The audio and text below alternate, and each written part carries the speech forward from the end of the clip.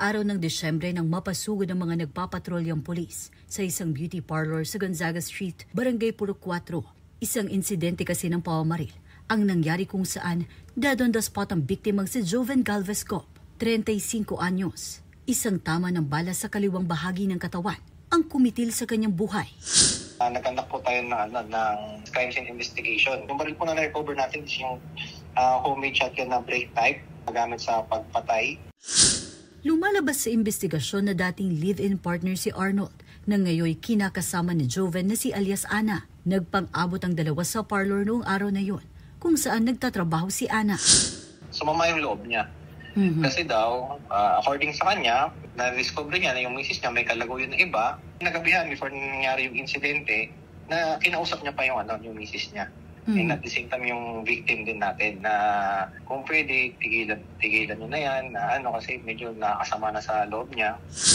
Kinabukasan, nadatnan niyang magkasama sina Ana at Joven, dahilan para magkaroon sila ng sagutan sa parlor hanggang sa bumunot na ng armas si Arnold at pinaputukan ng biktima. Sa panayam ng local media kay Ana, sinabi niyang umalis na siya sa poder ng kinakasama. Bitbit ang 3 nilang anak dahil sa ugali ni Arnold. Seloso at nananakit daw kasi si Arnold tuwing umuuwing lasing.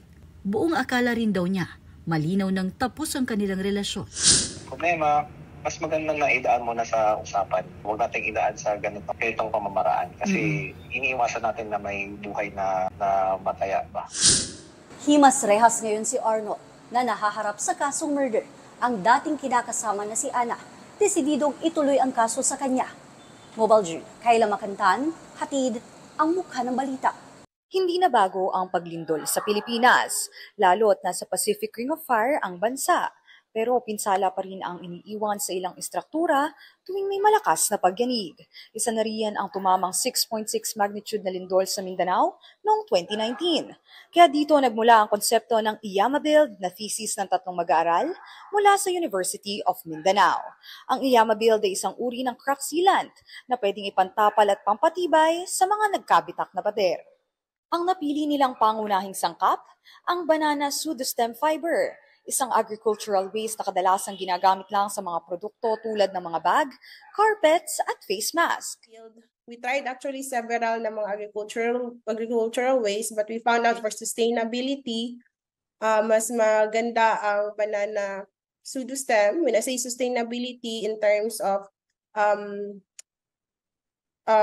stream of supply. At the same time, yun yung among sa na-test na agricultural waste fibers, siya yung may pinakamagandang mechanical strength when it was mixed with concrete.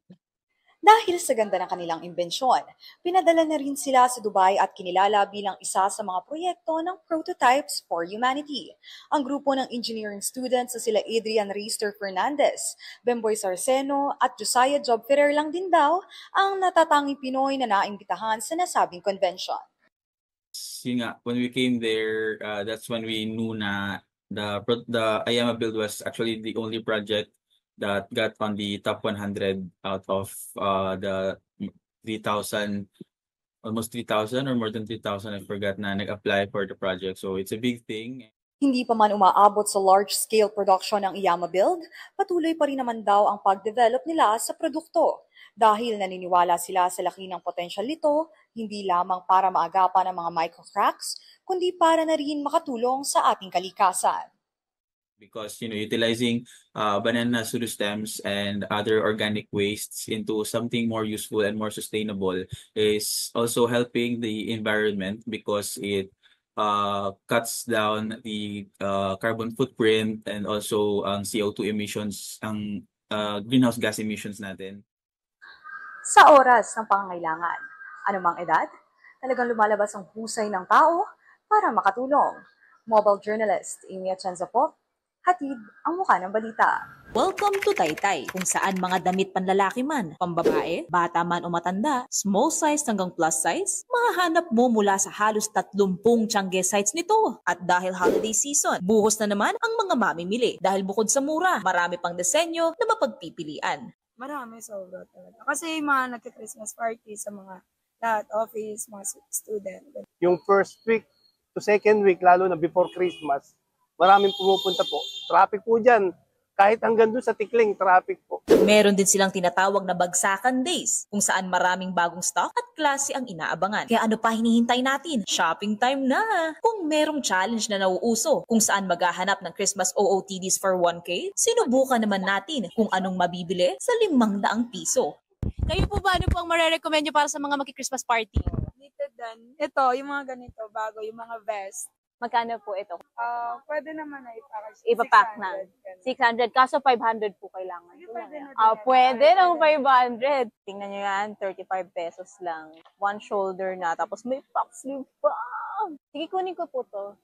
Thank you. 500 pesos minus 35 pesos. So, meron pa tayong 465 pesos. Let's go. So, ito 85 each lang. May isa pa tayo. Magkano po ulit ito, ma'am? 100 po, ma'am. 100 pesos. Kunin ko na rin po. To complete yung look, nakahanap din tayo ng skirt for 100 pesos. At isa pang Christmas night out outfit na pang malakasan for only 140 pesos. 5 OOTDs for only 460 pesos. Kaya naman pala dinadayo pa ang mga tiyangge na ito. Hindi lang kasi sa budget nagiging sulit ang pamimili. Ultimo mga merchants, G na G tulungan kang mahanap ang fashion pegs na nakakapagpataas din ng self-confidence. Pack na pack, sure na sure, plakado. Hindi raw kailangan gumastos ng pagkalaki-laki para sa OOTDs. Ang kailangan lang ay budget na babantayan at fashion sense na susundan. Mobile journalist Mary Mon Reyes po, hatid ang muka ng balita.